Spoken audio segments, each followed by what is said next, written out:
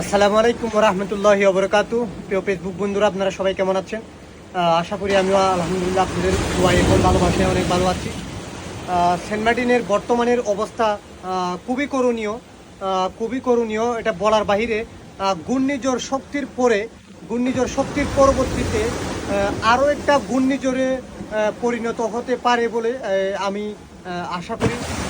কারণ আমরাও তো সেন্ট মার্টিনের সন্তান, কারণ আমরা বঙ্গোপসাগর কিছুটা আবহাওয়া অনুভব করলেই বুঝতে পারি সেন্ট মার্টিন আসলে ভবিষ্যতে কোন দিকে যাচ্ছে বা কোন দিকে যেতে পারে, এটা খুব সহজেই অনুভব করতে পারি। তো আমার জানা মতে, আমার ধারণাতে ঘূর্ণিঝড় শক্তির পরিশেষে আরও একটা ঘূর্ণিঝড়ে পরিণত হতে পারে এবং আরও একটা ঘূর্ণিঝড় রূপ নিচ্ছে বলে আমার ধারণা।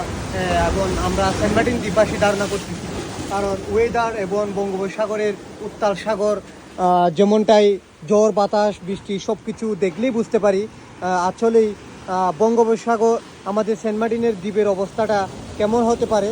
এবং সেন্ট মার্টিনের যে পরিমাণ জোয়ারের পানি বেড়ে গেছে তা আমরা খুব সহজে দেখলে বুঝতে পারি যে আরও একটা ঘূর্ণিঝড় শক্তির পরিবর্তে শেষে আরও একটা ঘূর্ণিঝড়ে পরিণত হতে পারে বলে আমি সোহেল এস টি মার্টিন ধারণা করতেছি। সালামু আলাইকুম, সবাই দোয়া করবেন আমাদের সেন্ট মার্টিনের দ্বীপবাসীর জন্য।